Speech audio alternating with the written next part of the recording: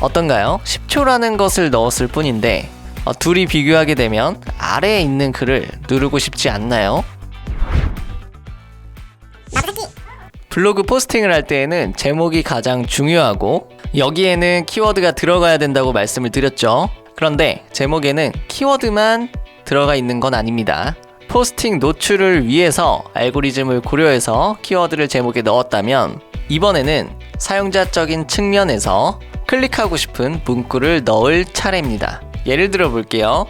만약에 여러분이 포도나무를 키우려고 합니다. 검색을 해보니까 포도나무 키우기라는 키워드가 있다는 걸 알아냈어요. 그렇다고 제목에 포도나무 키우기 딱 이렇게만 작성하지는 않겠죠. 키워드를 꾸며주는 앞 뒤에 있는 미사여구도 굉장히 중요합니다.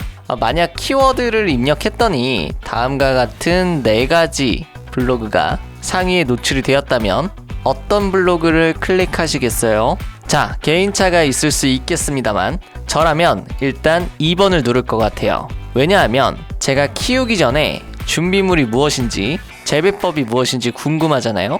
물론 다른 사람들의 경험을 알기 위해서 1번을 누를 수도 있고 4번을 누를 수도 있습니다만 결국은 2번을 꼭 한 번쯤은 누르고 싶을 거고 누르게 될 겁니다. 그리고 3번은 왠지 누르고 싶지 않죠. 그렇지 않나요? 자, 제가 5년 동안 블로그를 키우면서 느낀 꿀팁입니다. 키워드를 검색한 그 사람이 가장 필요로 하는 걸 적어주시면 됩니다. 그렇게 어렵지 않아요. 잘 들어보세요. 대다수는 정보를 얻기 위해서 네이버에서 검색을 합니다. 따라서 포도나무 키우기라는 똑같은 키워드가 있음에도 불구하고 결과적으로 사람들은 두 번째에 있는 글을 더 많이 클릭하게 될 겁니다. 왜냐하면 앞서 이야기한 것처럼 포도나무 키우기에 관심이 있는 사람들은 단순한 일기보다는 준비물이나 재배법 같은 것을 필요로 하기 때문이죠. 게다가 한번 유입된 사람들이 오랫동안 글을 읽을 확률이 높습니다.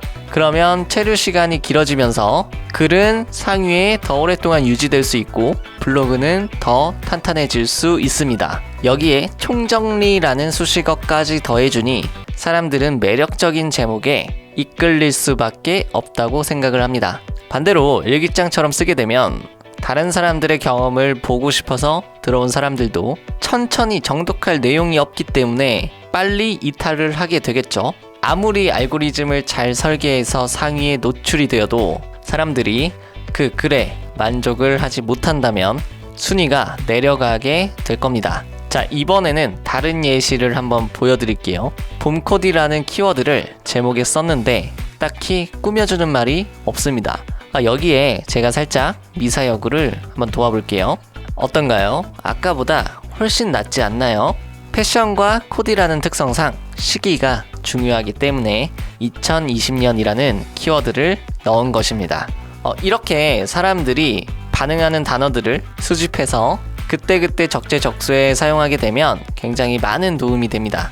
자, 이번에는 마지막 예시예요. 같이 한번 생각을 해볼게요. 공인인증서를 떠올려 보세요. 생각만 해도 귀찮고 짜증나시죠? 이럴 때 이 사람들을 자극시켜 줄 수 있는 건 뭘까요? 물론 아까와 같이 2020년을 쓸 수도 있지만 더 강력한 단어가 있습니다. 그건 바로 빠르게 그리고 편하게 만들어주는 것입니다. 그렇다면 제목에 미사여구를 이런 식으로 작성을 할 수 있겠죠. 공인인증서 10초 만에 모바일에서 발급받기. 어떤가요? 10초라는 것을 넣었을 뿐인데 둘이 비교하게 되면 아래에 있는 글을 누르고 싶지 않나요? 많은 분들의 블로그 제목이 굉장히 좀 평이합니다. 소위 말하는 그 어그로 있죠. 어그로를 최대한 한번 끌어보세요. 물론 나는 그런 게 너무 과장 광고 같고 그래서 좀 보기 싫어서 내가 하기 싫다 하시는 분도 분명히 계실 거예요. 하지만 제 관점은 조금 다릅니다. 아무리 좋은 내용, 아무리 좋은 상품이어도 일단 사람들 눈에 띄어야 돼요. 사람들에게 관심과 흥미를 유발시키는 것은 마케팅을 배운 사람들이라면 당연히 가지고 있어야 하는 능력입니다.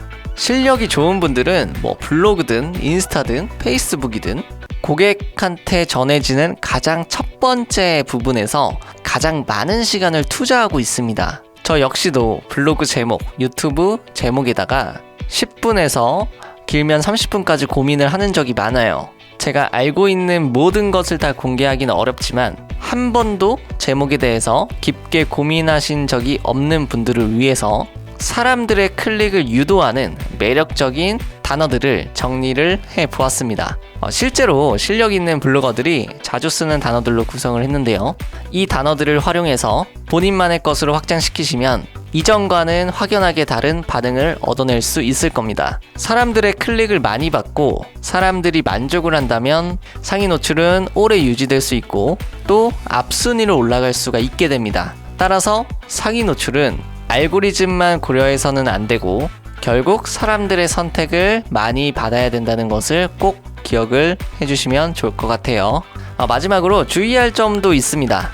네이버 운영 정책을 보면 클릭을 유도하는 문구를 과도하게 썼을 경우에 제한이나 불이익을 당할 수 있다고 적혀져 있습니다. 따라서 클릭하세요, 도와주세요, 이런 단어들은 웬만하면 절대로 쓰셔서는 안 되고요. 눈에 띄기 위한 특수기호 같은 것들 있죠. 이런 것들도 웬만하면 자제하시는 게 좋습니다. 자, 오늘도 블로그 꿀팁을 하나 알려드렸습니다. 구독자분들께서 유용하게 써주시면 매우 좋을 것 같습니다. 그럼 도움이 되셨다면 구독과 좋아요 부탁드리고 댓글도 남겨주시면 저에게 큰 힘이 됩니다. 그럼 다음 영상에서 만나요. 감사합니다.